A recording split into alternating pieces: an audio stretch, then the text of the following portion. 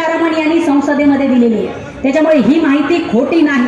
आज कर्जमाफी होत नाही, शेतीमालाला तुम्ही भाव देऊ शकत नाही, खतं आणि बियाण्यांचे भाव मोठ्या प्रमाणात वाढवून ठेवले आणि दुसऱ्या बाजूला सरसकटपणे सांगून मोकळे होत आहे की आम्ही शेतकऱ्यांना कर्जमाफी देऊ शकत नाही, तुमच्यावर जे कर्ज आहे ते भरा. वीज तुम्ही त्या ठिकाणी देऊ शकत नाही. केवळ आश्वासन दिलं की आम्ही 6 तासाची वीज देतो.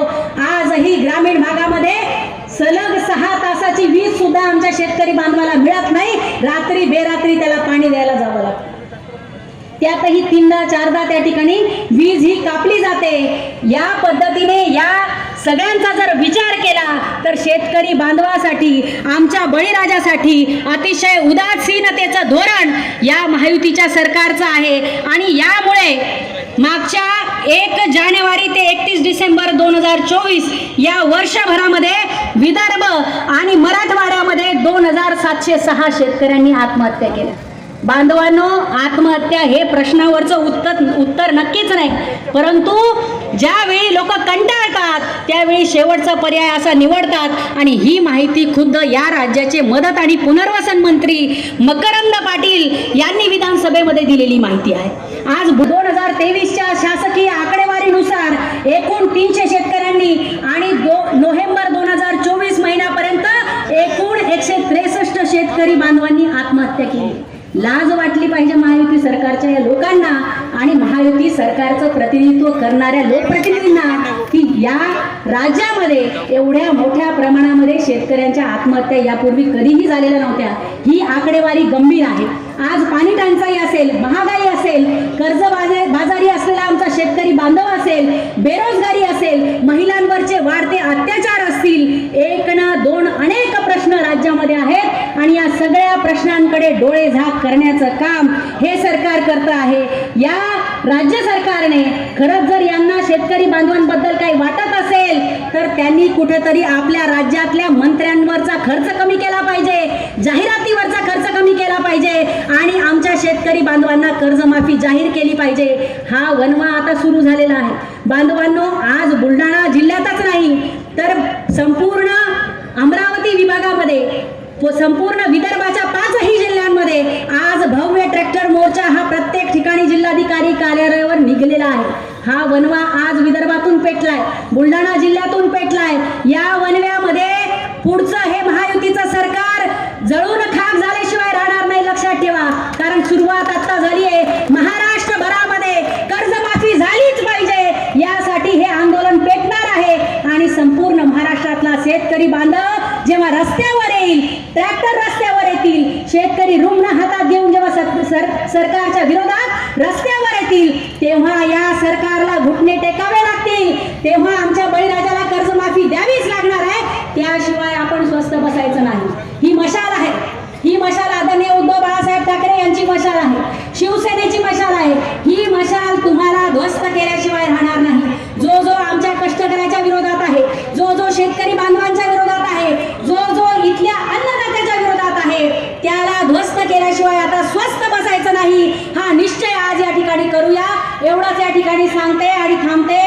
आज या ठिकाणी आपण सगळ्यांनी ज्यावेळी मोर्चा निघणार आहे त्यावेळी मोर्चाच्या सुरुवात करण्यापूर्वी आपल्याला सगळ्यांना पहलगाम या ठिकाणी झालेल्या हल्ल्यामध्ये आपले जे सगळे पर्यटक मृत पावलेले आहेत महाराष्ट्रातले आणि देशभरातले, त्यांना सगळ्यांना श्रद्धांजली समर्पित करायची आहे. त्यासाठी आपण सगळेच जण आता आहेत त्या ठिकाणी बसून शांतपणे राहा. अजून फक्त 2 भाषणं होणार आहेत आणि त्यानंतर मोर्चाला सुरुवात होईल. पुन्हा एकदा आपल्या सगळ्यांचे आभार मानते आणि थांबते. धन्यवाद. जय हिंद, जय महाराष्ट्र. एकत्र आलेले काही आणखी येत आहेत. सर्व उपस्थित विचार मंच, सर्व नेते मंडळी, कर्तृत्वे आणि शिवसेनेच्या कट्टर बंधू आणि भगिनींनो, आज रणरणत्या उन्हामध्ये 44 डिग्री सेल्सिअस मध्ये सगळा शेतकरी समाज बुलढाणा जिल्हा कार्यालयावरती एकवटलेला आहे. हा मोर्चा कशासाठी या संदर्भात सर्वांनी चर्चा यापूर्वी केलेली आहे. बंधूंनो, आता शेतकरी जागा झालेला आहे. शिवसेना उद्धव बाळासाहेब ठाकरे हा पक्ष एकमेव पक्ष फक्त शेतकऱ्यांच्या पाठीशी उभा राहिलेला आहे. महाराष्ट्रामध्ये हे जे महायुतीचं सरकार आहे, महायुतीमधले जे प्रत्येक त्यांचे जे पक्ष आहेत, घड्याळाचा पक्ष आहे, धनुष्यबाणाचा पक्ष आहे, कमळवाल्यांचा पक्ष आहे. तुम्ही मला सांगा, या पक्षातल्या एका तरी आमदाराने, एका तरी मंत्र्यांनी, उपमुख्यमंत्र्यांनी, मुख्यमंत्र्यांनी शेतकऱ्यांच्या प्रश्नावरती आवाज उठवलेला आहे का? शेतकऱ्यांना भ्रमित करून, खोटी आश्वासनं देऊन आम्ही 7/12 कोरा करू, संपूर्ण कर्जमाफी देऊ, नाफेडला नाफेड मार्फत सोयाबीनला 7,000 रुपयाचा भाव देऊ, शेतमालाला उत्पादन आधारित खर्चावर किंमत देऊ, अशा प्रकारची खोटी आश्वासनं दिले, सत्ता मिळवली आणि आता हे सगळे लोणी खाण्यामध्ये गुंग झालेले आहेत, हे दंग झालेले आहेत. यांना शेतकऱ्याचं दुःख कळत नाही. आजही सगळ्या शेतकऱ्यांच्या घरामध्ये 25% सोयाबीनची पोती त्यांच्या घरामध्ये पडून आहे आणि फेब्रुवारी 6 तारखेपासून फेब्रुवारीच्या महिन्याच्या नाफेडची खरेदी बंद झालेली, बरोबर आहे. आणि तेव्हापासून ही जी खरेदी बंद झाल्यामुळं शेतकऱ्यांनी आपलं सोयाबीन आहे ते खाजगी व्यापाऱ्याला विकलेलं आहे. नाफेडचा भाव आहे 4,892 आणि प्रत्यक्षात खाजगी व्यापारी केवढ्याला घेतात ते 3,000 3,500. आणि मग तुम्ही सांगितलं होतं, या महायुती सरकारने अजेंडामध्ये सांगितलं होतं की आम्ही शेतकऱ्यांना हमी भाव देऊ, आम्ही शेतकऱ्याला वाऱ्यावर सोडणार नाही. मग हे काय केलं? आज शेतकरी 3,500 रुपयाचा प्रति क्विंटल भाव त्यांनी खाजगी व्यापाऱ्यांना विकलेला आहे. मधला त्याचा जो फरक आहे तो त्याला तोटा सहन करावा लागलेला आहे. शेतकऱ्यांच्या घरामध्ये लग्न होतात, मुलींचे लग्न होतात, मुलांचे लग्न होतात, व्यवसाय उद्यम करावा लागतो, पैसा कुठून आणणार आहे? आणि म्हणून यासाठी जो काही निगरगट्ट, जे काही झोपलेलं सरकार आहे त्याला जाग करण्यासाठी शिवसेना उद्धव बाळासाहेब ठाकरे यांचा पक्ष आज एकवटलेला आहे. विदर्भामधल्या 5 जिल्ह्यामध्ये आज एकाच दिवशी एकाच वेळी हे शेतकरी ट्रॅक्टर मोर्चा आयोजित केलेला आहे. मी स्वतः मेकर पासून ट्रॅक्टर चालवत आलेलो आहे. आम्ही जे बोलतो ते करतो. शेण पडल्यानंतर माती घेऊनच उठणार. नेतेगिरी करण्यासाठी आम्ही इथे कोणी बसलेलो नाही. जवळपास 300 ते 400 ट्रॅक्टर आमचं त्या भागातून येत आहे. या भागामधून असे 500-600 ट्रॅक्टर, आज ट्रॅक्टरचं भगवं वादळ आज बुलढाणा जिल्हा कार्यालयावरती धडकलेलं आहे आणि या मार्फत आपली ही सुरुवात झालेली आहे. हे आज झोपलेले आहेत, यांनी आज झोपेचं सोंग केलेलं आहे. मी विधानमंडळामध्ये सुद्धा सोयाबीनचा प्रश्न उपस्थित केलेला आहे, एकदा नव्हे वारंवार उपस्थित केलेला आहे. शेतकऱ्याच्या आत्महत्या होतात, यांच्याकडे यांचं लक्ष नाही. जो काही शेतकरी उत्पादनावर आधारित जो काही खर्च होतो त्याच्यावर यांना माहिती नाही, यांना काहीच माहिती नाही. हे मिडल क्लास लोकांचं सरकार आहे. मिडल क्लास शेतकऱ्यांचं सरकारच नाही. यातला नेते बघा, सगळे नेते बघा, हे कोणतेही शेतकऱ्यांची बाजू मांडत नाहीत. आणि मी स्वतः पाहिलंय विधानमंडळामध्ये कोणताही मंत्री, कोणताही आमदार सत्ताधारी पक्षाचा, ना उपमुख्यमंत्री ना मुख्यमंत्री शेतकरी प्रश्नावर गंभीर आहेत. कोणी गंभीर नाही. विधानमंडळामध्ये मी स्वतः बुलंद आवाज उठवलेला आहे. आणि म्हणून आपल्याला आता विधानमंडळामध्ये आम्ही तिकडे 20 लोक आहोत. हे 20 लोक 20 जरी असलो तरी फडणवीस सरकारला आम्ही भारी आहोत. आम्ही तिकडे विधानमंडळामध्ये आणि आपण सगळेजण रस्त्यावरती आणि विधानमंडळामध्ये आपण सगळेजण एक येऊ आणि शेतकऱ्यांच्यासाठी सरकार जे आज झोपलेलं आहे, झोपेचं सोंग करतायत, त्यांना आपण भानावर आणू. त्यांना भानावर आणल्याशिवाय जमणार नाही. स्वामीनाथन आयोग आहे, काय म्हणतोय स्वामीनाथन आयोग? ते म्हणतात साधी गोष्ट आहे, शेतकऱ्याचं बियाणं, पेरणी, कोळपणी याला जो येणारा खर्च आहे तो खर्च, त्यानंतर उत्पादनासाठीचा खर्च, त्या शेतावर काम करणाऱ्या मजुरांचा जो खर्च, हा जो खर्च एकत्रित करा आणि 20% त्याच्यामध्ये जो काही प्रॉफिट आहे तेवढा धरा आणि त्याच्यावर आधारित तुम्ही प्रत्येक पिकासाठी हमी भाव जाहीर करा. किती पिकासाठी यांनी हमी भाव जाहीर केला? फक्त काही सर्टन पिकासाठीच केला. सगळ्या पिकासाठी हमी भाव जाहीर केला पाहिजे. आणि हमी भाव एकदा जाहीर केला तर ते जे काही पीक आहे ते सगळं माल आहे तो माल त्यांनी संपूर्णपणाने विकत घेतला पाहिजे. आणि जर विकत घेता आला नाही तर त्याचा भाव फरक आहे तो सरकारने दिला पाहिजे. बरोबर आहे की नाही? आणि म्हणून ही मागणी रेटण्यासाठी आपण सगळेजण एकवटलेलो आहे. शेतकरी आज कर्जामध्ये आहे, त्याची कर्जमाफी करण्यासाठी आपली मागणी आहे. त्याचबरोबर उत्पादन खर्चावर आधारित प्रत्येक पिकासाठीचा भाव यांनी डिक्लेअर केला पाहिजे. पीक विम्याचा गोंधळ तुम्हाला माहिती आहे का? एका गावामध्ये काही लोकांना पीक विमा मिळालाय आणि काही लोकांना पीक विमाच नाही मिळालेला. पीक विमा यांनीच योजना जाहीर केली आणि ह्यांनीच योजना बंद केली.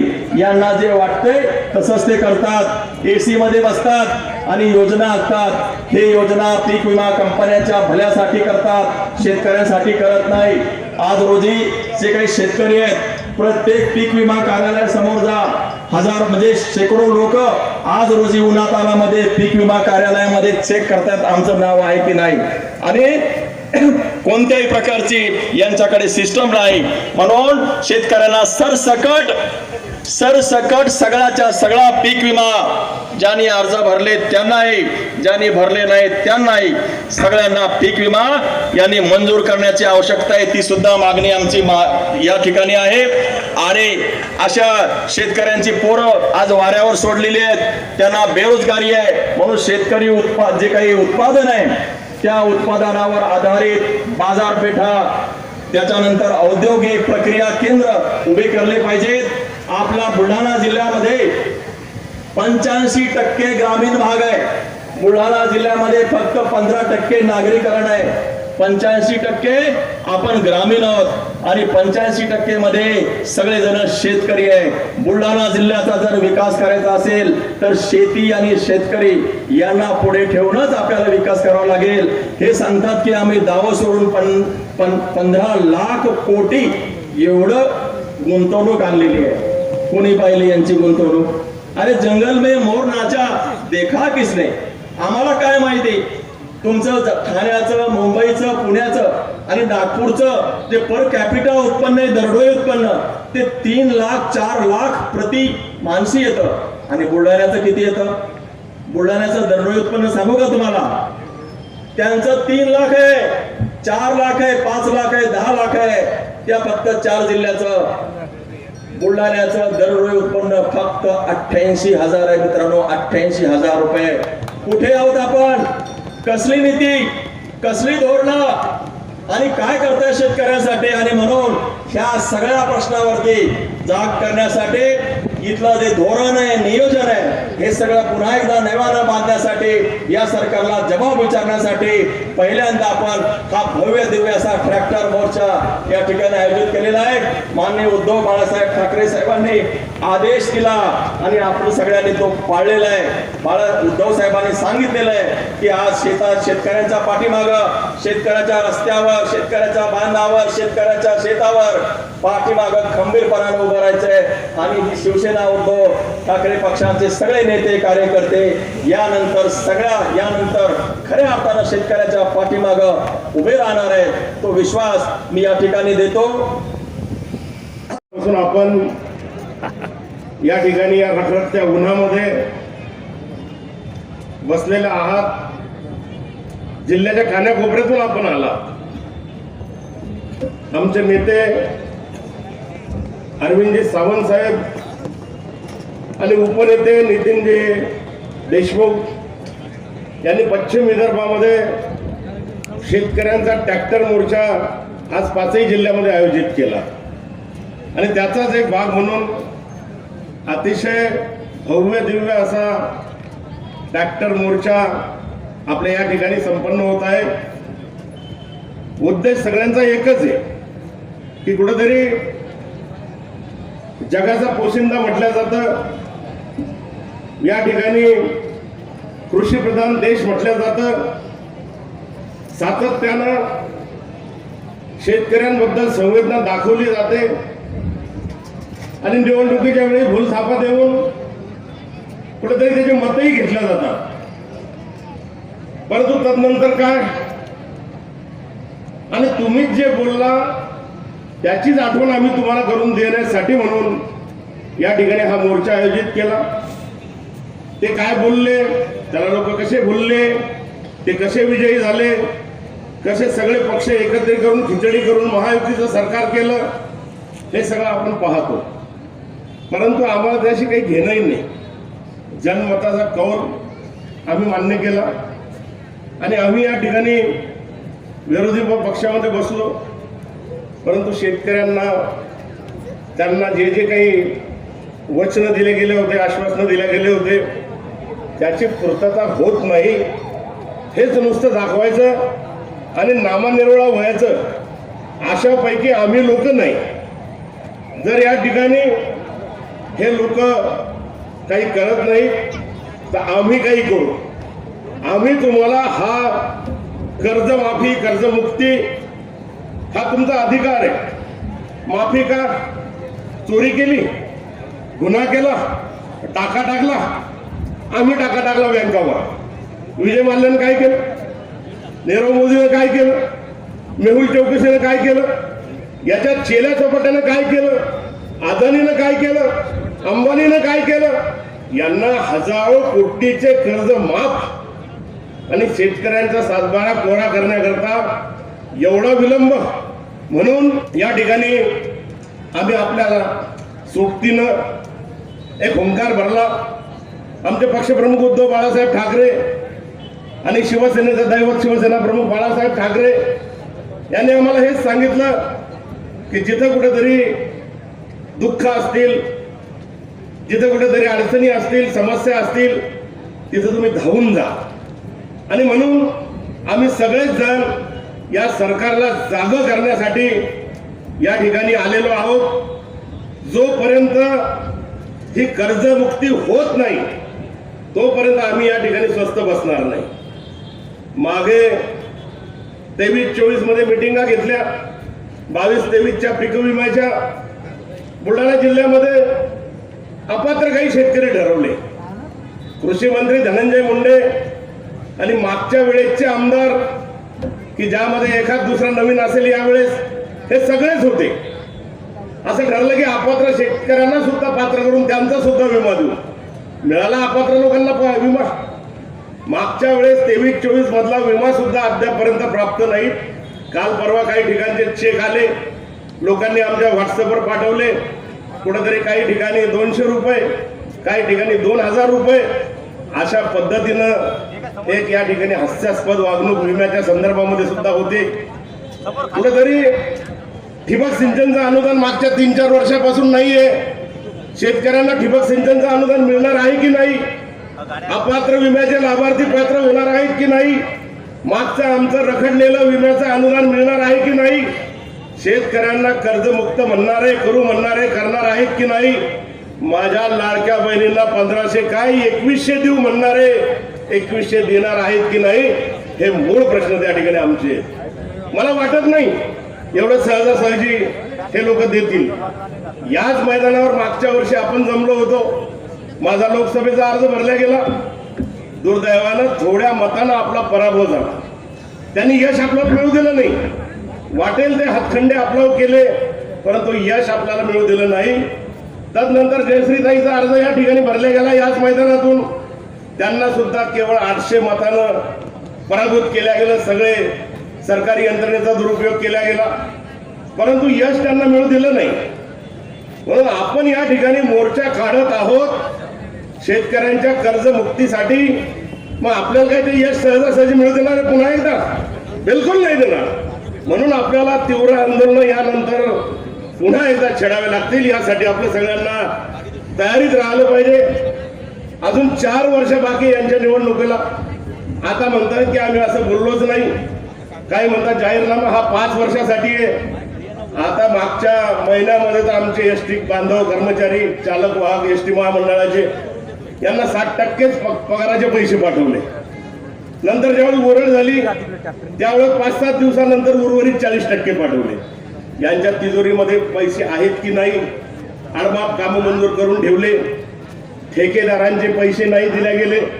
ठेकेदार उपोषण करतायत. सुशिक्षित बेरोजगार भांडतायत. शेतकरी या ठिकाणी आक्रोश करतोय. आत्महत्येचं प्रमाण वाढतंय. तरी सुद्धा सरकारला या ठिकाणी जाग नाही. म्हणून येणाऱ्या काळामध्ये हे आंदोलनाची धार तुम्हाला आम्हाला, आम्ही काही नकली शिवसेना या ठिकाणी नाही, त्या मिंदे गटासारखी आम्ही काही नकली शेतकरी नेतेही नाही, आम्ही काही सेटलमेंटवाले शेतकरी नेतेही नाही. म्हणून भव्य ट्रॅक्टर मोर्चा या ठिकाणी 500 ट्रॅक्टर आणि हजारो शेतकरी या ठिकाणी आलेले आहेत. तरी पण यापेक्षा सुद्धा कडवट परीक्षा आम्हाला द्यावं लागणार आहे. देता की जाता की खाता लाथा अशा पद्धतीचं आंदोलन भविष्य काळामध्ये सुद्धा आम्हाला करावं लागणार आहे. आणि कुठेतरी या झोपलेल्या सरकारला तुम्हाला आम्हाला वठणीवर आणावं लागणार आहे. म्हणून आजचा दिवस हा एक आंदोलन तर सुरू झालं, एक वनवाद पेटला. संपूर्ण यांचं साम्राज्य बेचिराग व्हायला वेळ लागणार नाही. 5 जिल्ह्यातून पश्चिम विदर्भामधून सुरू झालेलं हे आंदोलन पूर्व विदर्भामध्येही जाईल, उत्तर महाराष्ट्रामध्येही जाईल, मराठवाड्यामध्येही जाईल, कुठेतरी आमच्या कोकणामध्येही जाईल आणि संपूर्ण राज्यामधला माझा शेतकरी हा लवकरच या ठिकाणी कर्जमुक्त कसा होईल याकरता आम्ही सगळेच जण प्रयत्न करणार आहोत.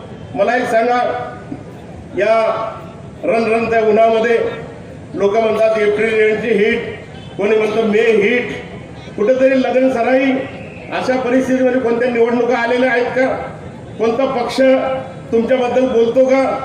कोणता पक्ष शेतकऱ्यांबद्दल बोलत नाही? अशा वेळेस शिवसेना उद्धव बाळासाहेब ठाकरे पक्ष तुमच्या खांद्याला खांदा लावून 2 पाऊल पुढे जाऊन माझ्या शेतकऱ्यांसाठी लढतो आहे. म्हणून शेतकऱ्यांनी सुद्धा येणाऱ्या काळामध्ये या आंदोलनाची व्याप्ती वाढवण्यासाठी आपण या ठिकाणी आलं पाहिजे. नाही तर नुसतंच ते बोलतायत की आम्ही असं बोललोच नाही, आम्ही असं ऐकलंच नाही. कुठेतरी नरहरी झिरवाळ म्हणतो की आम्ही बायाला देणारे पैसे मला माहीतच नाही. मंत्री कसं काय तू? हसन मुश्रीफ त्याच पद्धतीनं बोलतात. अजित दादांचं सांगितलं की मार्चच्या आत सगळे पैसे भरून टाका. याचा अर्थ बोल काय की आम्ही कर्जमाफी करणार नाही, कर्जमुक्ती करणार नाही. म्हणून अशा निर्लज्ज बेशरम सरकारला वठणीवर आणण्याकरता तुम्हाला आम्हाला नक्की जागरूक राहावं लागेल. काल परवा मराठी इथंच मुख्यमंत्री येऊन गेले. मुख्यमंत्री आले कशासाठी? की आमचे 2 आमदार होते, तुम्ही 1 केला, चांगलं केलं, आभारी. एक खासदार होता, लोक म्हणत होते तिकीट देऊ नका, पडणार आहे, परंतु त्याला पुन्हा एकदा तुम्ही निवडून दिलं. परंतु आमच्या जयश्रीताईंनी एक चांगलं बोलल्या. त्यांनी सांगितलं की आभार कशाचे मानता, माफी मागा या जिल्ह्याची. आभार व्यक्त करण्याची गरजच नाही तुम्हाला. तुम्ही या ठिकाणी येऊन माफी मागितली पाहिजे की आत्महत्या जिल्ह्यामध्ये वाढतायत. सोयाबीनला 4,000च्या वर भाव मिळाला नाही. नाफेड ते खरेदी तर त्या ठिकाणी झाली, परंतु कित्येक लोकांना नाफेडचे पैसेही अद्यापपर्यंत अप्राप्त आहे. मग कशाचं बळीराजा? आपला खासदार तर त्याच्या प्रत्येक गाडीवर भूमिपुत्र लिहितो. आता ते भूमिपुत्र आहे का? स्वतःचं साधलं म्हणजे तो भूमिपुत्र झाला का? कुठेतरी कित्येक लोकांचे बँकाचे पैसे बुडवले. कित्येक ठिकाणी या ठिकाणी आमच्या जिल्ह्यामध्ये मागेच खामगाव तालुक्यामध्ये, शेगाव तालुक्यामध्ये आमचे अनेक लोक केस गळतीनं हैराण झाले. केस गळती संपत नाही, नख गळती आली, मग आता काय मुंडकं गळती करायचं तर वाट पाहणार आहे. म्हणून कुठेतरी खातं जर घेतलं आरोग्याचं, परंतु आपल्या जिल्ह्याचं, आपल्या मतदारसंघाचं आरोग्य जर ठीक नसेल तर या खासदाराला आरोग्यमंत्री म्हणून मिरवण्याचा अधिकार आहे का? हा खरा माझा या ठिकाणी आपल्या सगळ्यांना प्रश्न आहे. म्हणून कुठेतरी सेलेनियमचं प्रमाण वाढलं, कुठेतरी खराब गहू दिला गेला. लोकांना विचारतात हे पाणी कसं आहे, तुमच्या रक्ताचे नमुने दाखवा, सगळे लोक त्रासले नमुने देऊ. आम्ही जाऊन भेटी दिल्या. आमचे दत्ता भाऊ होते, अविनाश भाऊ होते, गजानन वाघ होते आमचे तालुका प्रमुख. आम्ही सगळे लोक त्या ठिकाणी गेलो. आमच्या महिला आघाडी होती, महिलांचे केस गळती. त्यांनी पाहिलं की आपल्या जसं केशवपंची पद्धत होती इंग्रजाच्या काळामध्ये, तसेच आमच्या अनेक महिलांचे केस त्या ठिकाणी गेलेले. आणि म्हणून टोलवा टोलवी ICMRचा रिपोर्ट पाहू द्या, आयुषचा रिपोर्ट पाहू द्या, सिव्हिल सर्जन काय म्हणतो पाहू द्या. अशा पद्धतीनं नुसतंच या ठिकाणी बट्ट्याबोळ त्या ठिकाणी केल्या गेला. अजूनही आमच्या लोकांना त्यामधून सावरता आलेलं नाही. जिल्ह्यामध्ये कुठलाही उद्योग नाही. शेतकऱ्यांसाठी बोलताना फक्त भूमिपुत्र स्वतःला संबोधणं सोपं आहे, परंतु कुठेतरी आमचा कैलास नागरेसारखा एक शेतकरी, युवा शेतकरी, ज्याला राज्य सरकारनंच पुरस्कार दिला, तो ज्यावेळेस या सरकारकडे बोट दाखवून आत्महत्या करतो त्यावेळेस या सरकारला लाज वाटावी. अशा पद्धतीनं कैलास नागरेची आत्महत्या ही आम्ही वाया जाऊ देणार नाही. आमच्या सर्व शेतकऱ्यांचं बलिदानही वाया जाऊ देणार नाही. कुठेतरी आज या उन्हाळ्यामध्ये अनेक गावं पिण्याच्या पाण्याला या ठिकाणी त्रासलेले आहे, टंचाईग्रस्त आहे. त्या ठिकाणी सुद्धा तुमच्या बुलढाण्याच्याच काय, बुलढाणा जिल्ह्यातल्या कोणत्याच लोकप्रतिनिधीचं लक्ष नाही. आणि आता फक्त सांगतात की यावर्षी पावसाळा चांगला आहे. नक्कीच मीही संत गजाननाला प्रार्थना करेल, जसं हवामान खातं सांगतात त्याच्या उलटच नेहमी होतं, परंतु यावेळेस काहीतरी 116% पाऊस सांगतायत. 116%च पाऊस देवानं करून तो पडावा आणि कुठेही हानी होऊ नये. माझा बळीराजा सुखी व्हावा अशीही प्रार्थना मी या ठिकाणी करतो. आणि शेवटी जाता जाता आपल्या सर्वांना आवाहन करतो की आता माझ्या भाषणाच्या शेवटी आपण सगळेच जण पाकिस्तान प्रायोजित आतंकवाद जो काश्मीरमध्ये वाढतोय आणि आपले पर्यटक 26 पर्यटक त्या ठिकाणी गेले, त्यामध्ये 6 महाराष्ट्राचे होते. कुठेतरी त्यांना मारल्या गेलं, गोळ्या घातल्या गेल्या. आज सरकार डागडुजी करतंय, परंतु हे कुठेतरी सगळे पक्षाचे लोक, आम्ही सगळे भारतीय, सगळेच जण सरकारच्या पाठीशी उभे आहे. परंतु हे फेल्युअर ऑफ इंटेलिजन्स आहे. कुठेतरी 4 लोक येतात, 26 लोकांना मारून जातात आणि खुशाल तुमच्या उरावून 4चे 4 निघून जातात. तुम्ही जंगला आता धुंडून राहिले रात्रंदिवस, जंगलात पुढे लपले पाहता, अजूनही 4 लोक सापडत नाही. अशा पद्धतीनं जर आपलं सरकार चाललं, सरकारचे लोक जर अशा पद्धतीनं चाललं, निश्चितपणे आपलं भलं त्यामध्ये होणार नाही. म्हणून तुम्हाला आम्हाला संघर्ष हा करावाच लागेल. दुर्दैवानं मृत्युमुखी पडलेल्या आमच्या पर्यटकांप्रती एक आम्ही श्रद्धांजली म्हणून आपण सगळ्याच जणांनी 2 मिनिटं उभं राहावं असं आवाहन करतो. आणि श्रद्धांजली संपल्यानंतर सुरुवातीला महिला, त्यानंतर पुरुष, अशा पद्धतीने आपल्याला इथून उजव्या हातानं समोर छत्रपती शिवाजी महाराजांच्या पुतळ्यापर्यंत जायचंय. सावधान.